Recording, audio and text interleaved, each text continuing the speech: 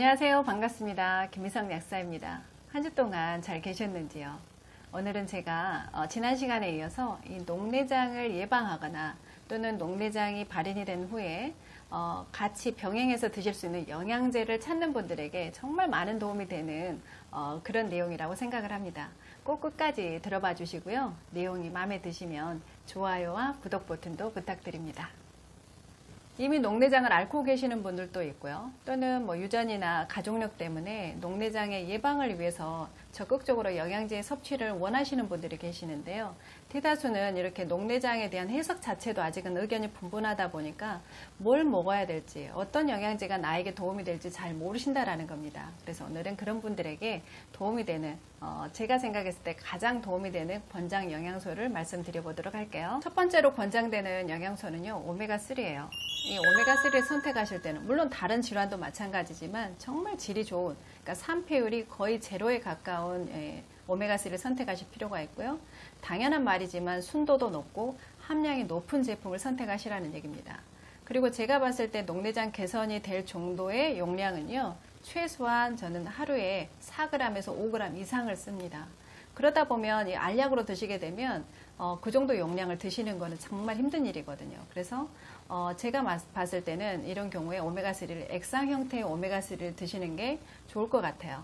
그 오메가3가 DHA나 EPA를 말을 하는 거잖아요. DHA 자체는 망막 그 자체도 좋은 영양소이기도 하고요. 그러니까 망막신경에, 그리고 이제 그 EPA는 아까 말씀드렸다시피 이 시신경에 영양을 공급하는 그 미세혈관 있죠. 이 모세혈관의 혈류 흐름을 개선을 해서 만성염증 상태를 개선해주는 이중 효과가 있기 때문에 이 오메가3는 정말 중요하다라는 거. 그렇지만 드시는 용량에 있어서는 최소한 5g 정도 드시기를 권장해 드립니다. 그리고 또 한 가지 굉장히 중요한 영양소는요, 이 폴리페놀계 항산화 영양소를 들 수가 있어요. 이 폴리페놀계라 그러니까 그게 뭐지 하시는 분들이 있을 것 같은데요. 바로 이게 여러분들이 잘 알고 계시는 피코노제놀입니다. 이 피코노제놀도 있고요. 그리고 이제 포도씨 추출물, 이게 대표적인 폴리페놀계 항산화 영양소고요. 그리고 이제 그 외에도 루틴이라든가 헤스페리딘 같은 시트러스 계열에 많이 들어있는 그런 항산화 영양소를 들 수가 있어요.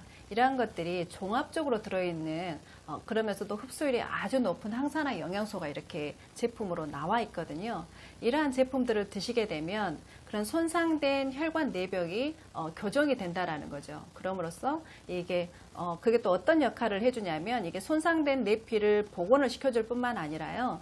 이 높아진 안압이라든가 주변의 그 시신경 주변에 높아진 그런 어떤 혈류순환을 방해하는 혈관의 어떤 충혈 상태 또는 어떤 정맥의 어떤 우렬 상태, 이러한 것들은 그러니까 부종을 제거해 준다라는 거죠. 정말 중요한 것은.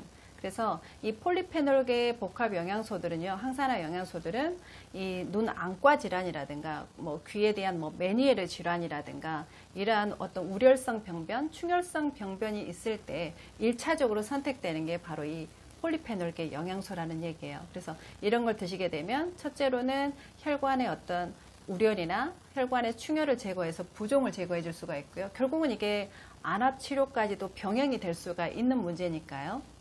그래서 이제 탄력이 복원이 될 수가 있고, 또 한 가지는 이게 강력한 항산화제다 보니까 시신경 세포의 손상까지도 같이 예방을 하거나 개선에 도움을 줄 수 있는 강력한 영양소가 될 수 있다는 얘기입니다. 그리고 또 한 가지 녹내장에 있어서 정말 중요한 영양소 하나를 들자면요, 레시틴을 들 수가 있습니다. 이 레시틴은 이 신경세포, 그러니까 신경세포라든가 신경세포가 이루어진 신경섬유층을 구성하는 데 있어서 정말 중요한, 구조적으로 중요한 물질이잖아요.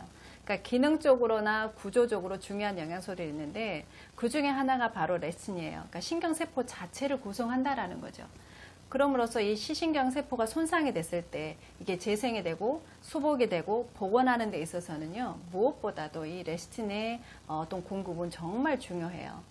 그래서 이 레시틴은 단순하게 이 시신경뿐만 아니라 이 뇌신경 자체를 또 구성하는 영양 물질이다 보니까 어떤 치매라든가 파킨슨이라든가 기억력 장애 같은 이런 어떤 뇌신경 장애가 왔을 때 1차적으로 선택되는 게 레시틴입니다. 그래서 이러한 경우에 레시틴을 드시게 되면 이 시신경의 복원에 있어서 굉장히 빠른 회복 효과를 볼 수도 있다라는 얘기입니다.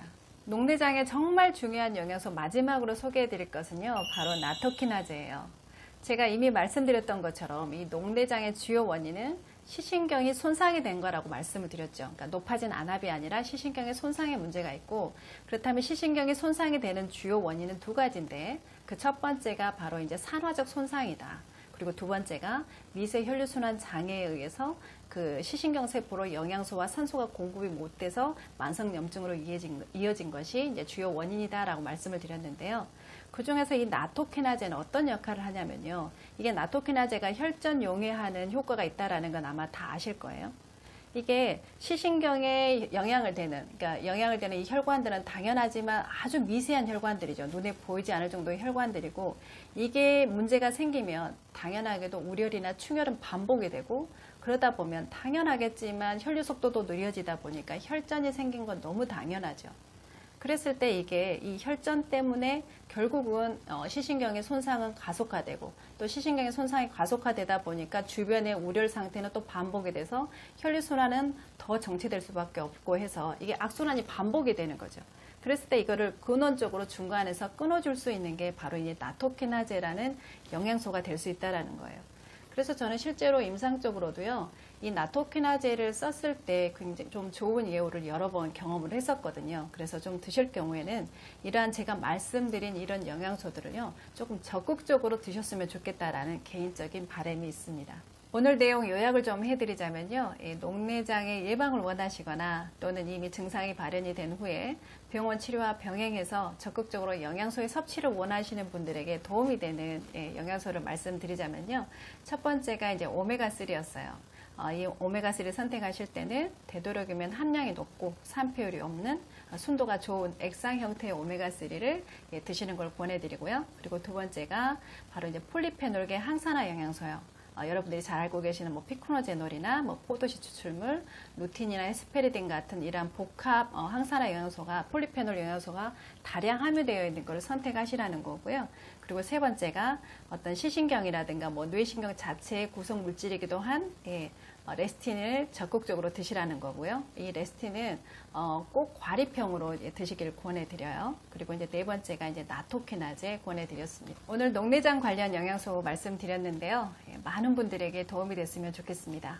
들어주셔서 감사합니다. 안녕히 계세요.